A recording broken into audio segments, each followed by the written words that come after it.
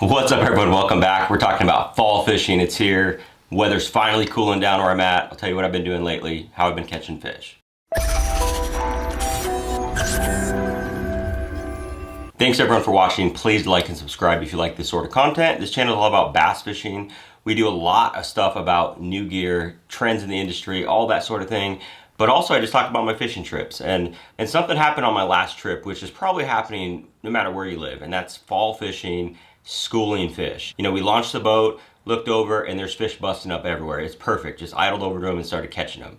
But it wasn't that easy because you know how those fish come up for shad, they come up over here, they come up over there, they come up here. It's like whack-a-mole. You're chasing them all over the place. It's fun, it's exciting, and thankfully that bite lasted for a couple hours.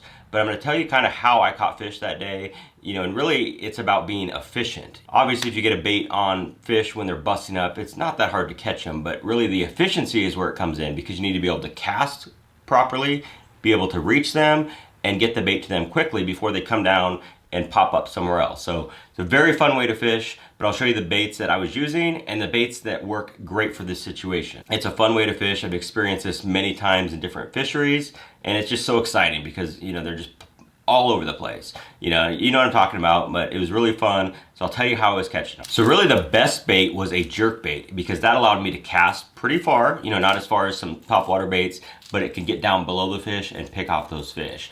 So one bait that I really like is the Megabass Vision 110 Junior. Now what I did with here is I actually replaced the three small hooks with two bigger hooks. I did this after the fact, and this is something I've done before.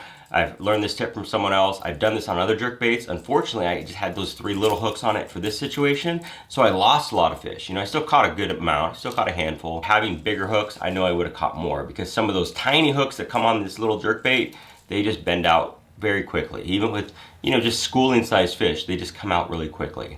But I really like this bait. It's a quick diving bait. It's the +1 Junior again, so it gets down quick. It casts really well and it catches them. It's a really good bait. And now I noticed a lot of the shad that these bass were spitting up when I was reeling them in were really small, so that's why a smaller bait works so well. So you could use a bigger jerk bait. You know, in fact, I was trying a bigger jerk bait a little bit and wasn't getting near the amount of attention. So I think a smaller jerk bait is better when they're eating small fish. Obviously they're keyed in on that, so it makes sense, and that's what was happening that last trip.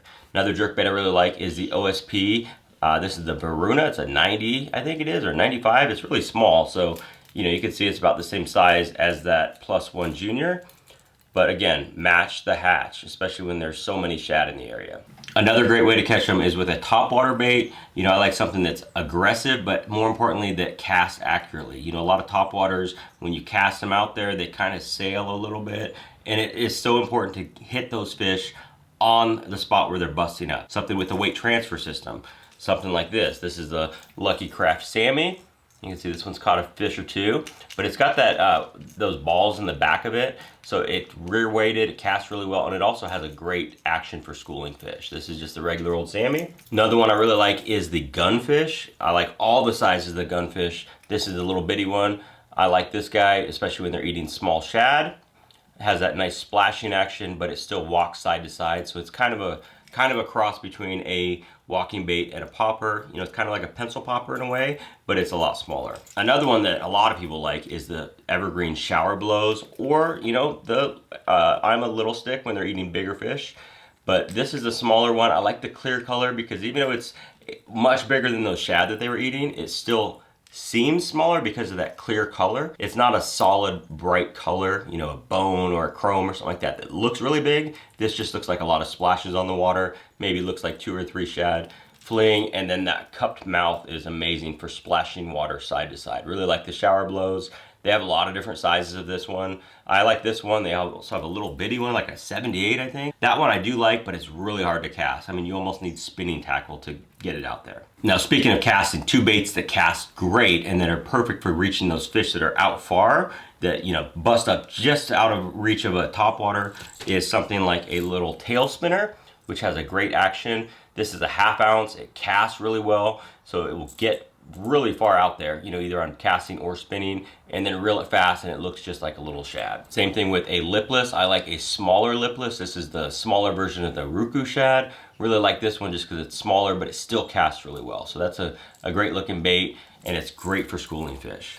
Now for plastics, it's hard to beat a fluke or a fluke style bait.